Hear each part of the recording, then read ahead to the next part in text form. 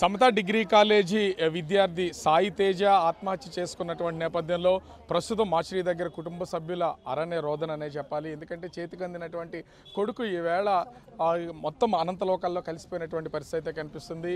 చేతికి అందాడు, డిగ్రీ చదువుతున్నాడు, చక్కగా వీళ్ళందరూ ఫ్యామిలీకి ఉపయోగపడతాడు అనుకున్నటువంటి సమయంలో ఆ ఇద్దరు లెక్చరర్స్ వాళ్లకు ఉన్నటువంటి కోరికని విద్యార్థి మీద చూపించి ఈవేళ ఒక టార్గెట్ చేసి టోటల్గా అతను చనిపోయేలాగా ఆత్మహత్యకు పాల్పడేలాగా చేసినటువంటి ఉదంతం అయితే వెలుగు చూసినటువంటి పరిస్థితి అయితే ఉంది.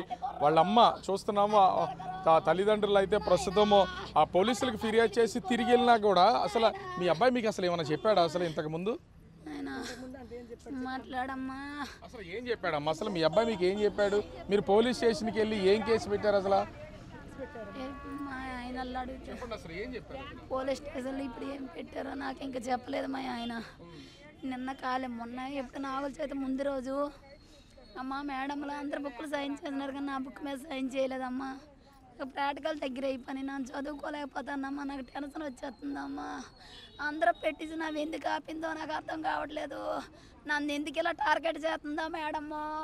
నేను అందరికన్నా బాగా చదువుతానట, నేను అందంగా ఉంటానట, అలా ఆయనకి ఏదో జబ్బు పడ్డాడట, నన్ను రమ్మంత అందమ్మా అని మెసేజ్లు ఉన్నాయి ఫోన్లోను. నా కొడుక నువ్వు తల్లితోడు చెప్తే మేమేమనుకుంటామో. ఎప్పుడు చెప్పాడు అసలు మీ అబ్బాయి మీకు? నాగుల చవితికి ముందుకు ఫ్రెండ్స్తో చెప్పాడంట.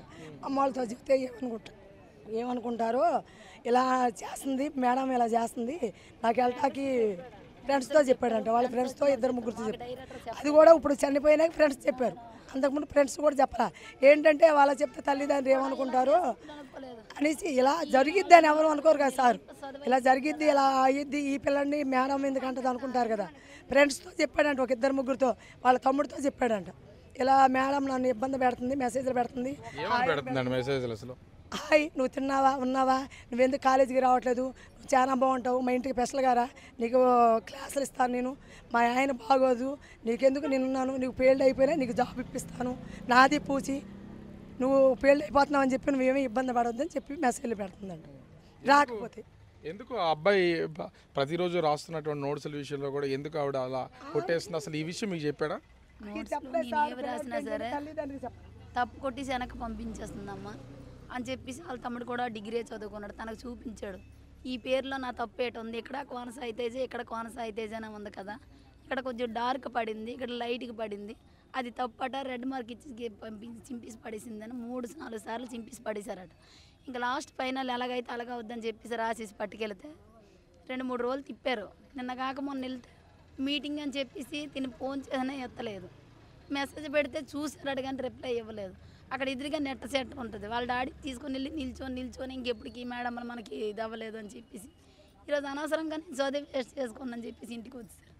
నాన్న ఈ రోజుకి ఇలాగ అయిపోయింది, మీరు రేపైనా మీ పేరెంట్స్ వెళ్ళి అడిగితే మీకు పెట్టేస్తారు అని చెప్పేసి అన్నారు. సరే అమ్మా నువ్వు 10 పడక మేము వెళ్ళి మాట్లాడతామని చెప్పేసి నిన్న వెళ్ళాం. మేము మమ్మల్ని వెళ్ళమని ఆ బుక్లన్నీ మాకు ఇచ్చాడు, ఏ బుక్ల మీద సైన్ చేయలేవు అని చెప్పేసి ఆ పట్టుకొని మేము వెళ్ళాము. నువ్వు రాయమ్మా అంటే నిన్న చదువుకోలేదు కదమ్మా, ఈ రోజు ఇంకా అలా మాట్లాడుకుని అక్కడే టైం అయిపోద్ది, నేను చదువుకోలేదు, నాకు ఎగ్జామ్స్ దగ్గర అయిపోతాయి అంతే. సరే అమ్మ చదువుకో అయితే ఈ సంతకాలు పెట్టించుకురావడమే కదా, మేము వెళ్ళి పెట్టించుకొస్తాము అని చెప్పేసి వెళ్ళాము. వెళ్ళిన తర్వాత మేము మా అన్నయ్య మా ఆయన నేను వెళ్తేప్పటికి మరి ఆవిడ గురించి మాకు ఏడు చెప్పేసాడు అన్నారు. భయపడిపోరు, పుల్లు చెమట్లు పట్టేసి ఒకళ్ళు పిలిస్తే 2 మేడంలు వచ్చేసారు. 2 మేడంలు వచ్చేసి టపమని తను ఇచ్చిన బుక్లన్నీ సైన్ చేసి ఇచ్చేసింది. చదువుతాడు తేజ, ఎందుకు కాలేజీకి రాడు, నా ఎదురుగే కూకటి పెట్టి చదివించుకుంటున్నాను, వీళ్ళందరి మీద స్పెషల్ క్లాసులు చెప్తుందంట. ఒక మేడం అయ్యి ఉండి పిల్లలందరూ నీకు పిల్లలే కదా, ఒక తను ఒక్కడే నీకు ప్లస్ లేటి. మీరేమైనా పోలీసులకి ఏమైనా ఫిర్యాదు చేశారా? నిన్న చేశారా?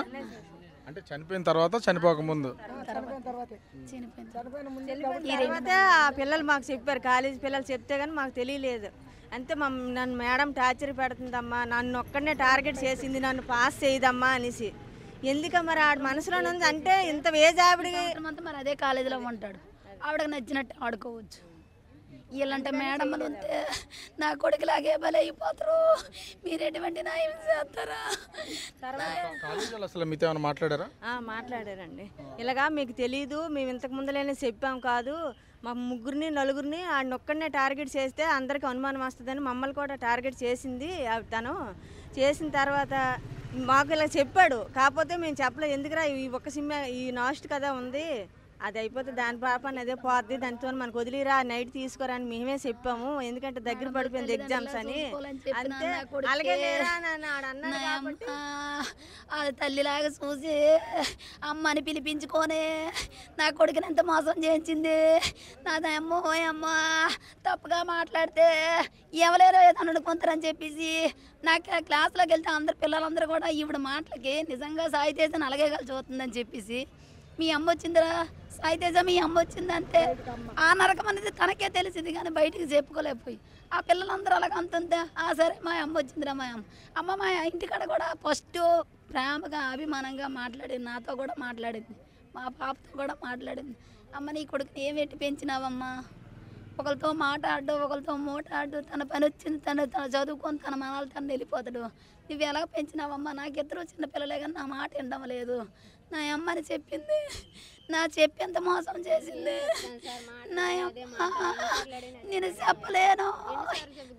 ఈ తల్లి రోదన మనమైతే వినొచ్చు. ముఖ్యంగా సాయితేజ ఆత్మహత్య చేసుకున్న తర్వాత ఒక్కొక్క విషయం అయితే బయటకు వస్తుంది. ఆమె ఏ విధంగా హింసించేదో, ఎన్ని రకాలుగా ఇబ్బందులు పెట్టిందో, అసలు ఇంట్లో వాళ్ళతో మాట్లాడుతూ అతని అందం గురించి, అతని డిసిప్లిన్ గురించి, నిదానంగా ఉండడం గురించి ప్రతిదాన్ని మాట్లాడి చివరికి ఆ తల్లిదండ్రులే రికార్డుల మీద సైన్ చేసుకోవడానికి వెళ్లాల్సినటువంటి పరిస్థితి వచ్చింది. ఈ ఒత్తిడిని తట్టుకోలేక సాయితేజ ఉరేసుకుని ఆత్మహత్య చేసుకున్నాడు. ప్రస్తుతం పోస్ట్ మార్టం కోసం మృతదేహం కేజీహెచ్కి వచ్చినటువంటి నేపథ్యంలో కుటుంబ సభ్యులందరూ కూడా రోదన అయితే ఉంది. వాళ్ళ పోలీసులు ఈ కేసుకు సంబంధించి దర్యాప్తు కొనసాగిస్తున్నటువంటి పరిస్థితి కనిపిస్తోంది. కెమెరామెన్ అజయ్తో రాజు, బిగ్ టీవీ, విశాఖపట్నం.